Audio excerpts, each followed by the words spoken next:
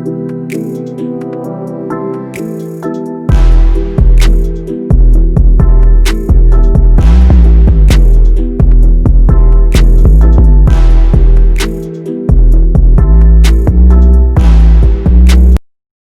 is going on YouTube? It's your boy Chaz here with another Minnesota Vikings weekly player grades. Today the Vikings got their first W of the season. Um, Defense did not look very good today, honestly. Colton Hill almost let him a touchdown at the end of the game, one-handed to Will Fuller in the back of the end zone. That would have been a heck of a catch, but we ended up squeaking out of here with a W somehow. Receivers look great, offense looked good. Kirk looked good. Suppose we should get right into the grades then. Kirk Cousins, I'm gonna give a B minus. He just had a clean Kirk Cousins game. This is how we need him to play.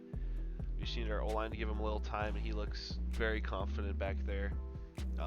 He was 16 for 22 for 260 yards and a touchdown with a 127.1 passer rating, and he actually had a designed run on fourth down, the QB sweep, which was kind of interesting.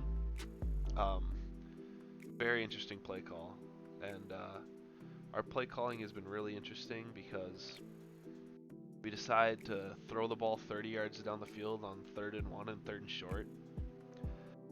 When in reality, why don't we just run freaking halfback dive or just throw some slants just to get something quick open? We don't need to look 30 yards down the field for just getting 2 yards. Like, it's getting frustrating at this point. And we have one of the best running backs in the league, and we can just hand it to him. The way he was running today, there's no way he would get caught behind the line. And yeah, overall, Kirk had a good game. Clean game, and let's get into our RBs. This is team MVP right here so far for the season. Very electrifying to watch. His second touchdown run, he absolutely just stiff-armed someone. Just looked unstoppable to bring down. Dalvin Cook, I'm going to give an A minus this game. Had 27 carries, tied his career high for 130 yards with a 4.8 average, and 2 touchdowns with a 15-yard run as his longest. Did not have any breakaway runs, but he just looked fast out of the backfield. It was really fun to watch, and we got to give him the same amount of touches every week if we want to keep winning. Next week at Seattle is going to be a tester. It'll be primetime Kirk, so we'll see what happens. Yeah. Alexander Madison, I'm just going to give him a C+. 7 carries for 17 yards with a 2.4 average and a touchdown. Second touchdown of his career. Good for him. Didn't look great. Just give Dalvin Cook some break. I don't know why he was in the end of the game, though, when we need to get a first down. It's kind of questionable. But, CJ Ham, I'm going to give a C+, maybe, honestly. He had a good game, just blocking, and had 1 carry for a first down on a 4th and 1 or 3rd and 1. I think it was 4th and 1. Yeah, so overall I was pretty pleased with how the running backs played. Pretty pleased with how the entire offense played, honestly. And speaking of the receivers and tight ends, Justin Jefferson, Adam Thielen, dynamic. These two look like they're having fun out there, having a great time. Justin Jefferson looks great. Helps Adam Thielen get open. Adam Thielen helps Justin Jefferson get open. It just looks great. Justin Jefferson, I'm going to give an A minus. He had 4 receptions for 103 yards. No touchdowns on 5 targets. His second straight 100-yard game. He looks fantastic. Winning contested catches, catching the ball. He's had a better career than Laquan Treadwell has ever had. He just looks explosive, honestly. And let's move on to Adam Thielen, I suppose. I'm going to give him an A minus as well.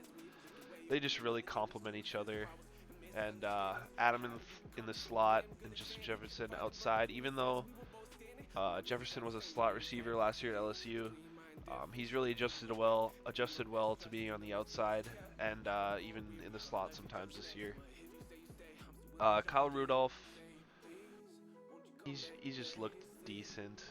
He's just playing like regular Kyle Rudolph football at the end of his career. I'm giving him a C+. He just catches the ball when we need nice first down. He had 2 catches for 27 yards. Nothing special, but you can't complain. Can't complain from it. Delvin Cook, we refused to run screens for some reason. I think we ran 1 or 2 today. I don't know if I know one of his receptions for sure was a screen, but the play calling has just been really questionable this year. Um, it's hard to watch at some points, but the offense at the same time has looked pretty explosive these past 2 weeks. So moving on to BC Johnson, I don't think we should run 3 receiver sets anymore.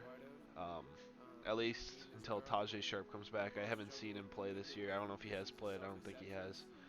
But BC Johnson just does not have the skill set to be a wide receiver 3 in the NFL. I'll say it now. Um, deep ball thrown to him, I'm not going to really blame him, but I feel like if it was Jefferson or Thielen out there, I feel like they would have had a better chance to catch that ball. And then CJ Ham at a target, just chuck it at his feet. It was actually a screen, yeah, and they just threw it at his feet. The O-line, only a C minus. I think that's the highest grade they've got of the season, possibly. They allowed 3 sacks still, though. That's like their average. But they gave Kirk minimal time.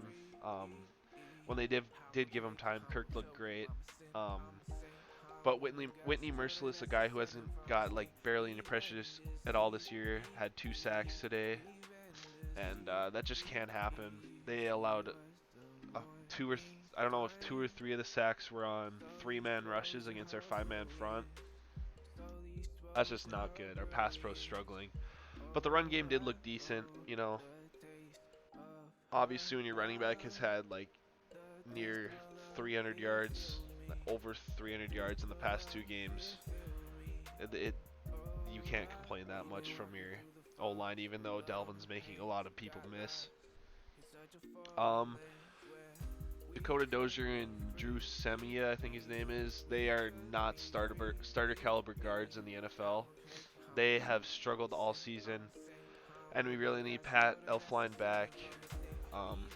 We need him badly because these guys are not good in the inside. And then Riley Reef, I have boomer bust here. Some plays he looks like a franchise tackle in the NFL, and sometimes he looks like Eric Flowers from 3 years ago. Like, sometimes he's a revolving door, and other times he's just a mauler in the run game. It's just, it's hard to explain, but I'm not gonna say he did bad today, but there were some glaring plays where it just confused me. So I'm gonna give the O-line a C minus at the end of the day. D-line, Yannick had his 3rd sack of the season, I believe his 3rd. He had 5 tackles, a sack, a TFL, and a QB hit. Other than that, we did not get a lot of pressure. We had 3 sacks total. One of them was a team sack. The other sack went to DJ Wanham early in the game. So nothing really to talk about here. This average line play. Just waiting for Danielle Hunter to come back, and other than that, let's move on to the linebackers. I'm gonna give them a C. They did not honestly look great today. Eric Kendricks struggled in coverage a little bit. Yeah, he had 12 tackles, 7 solo though. Tackles is kind of an overrated stat though, but I still think he's one of the best linebackers in the league. And then Eric Wilson also had 9 tackles. The DBs, I'm gonna give a D plus. The only people that looked good out there today were Gladney, who got burnt once or twice, but he looked much better today. And then Harrison Smith is what makes our defense revolve. It was glaringly bad when he left the game. I think the Texans had like 6 points or something like that, and George Aloka led up 2 touchdowns to the deep third, which was very hard to watch. I know he's new, but he was in the system last year. Got cut, came back this year, but like he just let 2 people sneak behind him for easy touchdowns, which almost let him back in the game. He did have the clutch play at the end of the game when David Johnson fumbled it. He hit him, but it was tough to watch when Harrison Smith got ejected because it seemed like our defense just got confused. Anthony Harris had 5 tackles, really disappeared as soon as Harrison Smith left. Um, to me, this season he's not looked great, and honestly, I don't think we should resign him. That's my opinion. And yeah, the secondary wasn't great today. Holton Hill nearly gave me a heart attack today. I swear to God. Every week it seems that way. At the end of the game, though, I guess he did I don't know. Will Fuller dropped the ball, I guess, and the announcers like giving Holton Hill praise, but like the ground caused the drop, not Holton Hill. I'm sorry. That would have been a heck of a catch.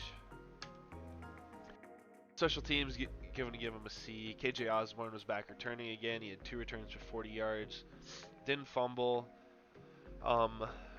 The Texans actually fumbled on a punt, so that was good for special teams. Dan Bailey once again 1 for 2 on field goals, a 31-yarder, and he was 4 for 4 on extra points. So just decent game. He missed a 55-yarder, I think it was, so it's fine. Would like to have him make that, but there's nothing much you can do about it. Britton Colquitt averaged 41.5 yards per punt. Didn't look terrible. Did his job. You know, overall the Vikings offense really looked good today, but the Vikings defense kind of dropped the ball as soon as Harrison Smith left, and it was kind of tough. We're gonna need Harrison Smith versus Seattle next week. If not, I could see us losing by like 20 plus, because primetime Seattle is terrifying, and primetime Minnesota is not. So overall, thanks for watching. Make sure you like and subscribe, and I'm out. See you next week, and peace.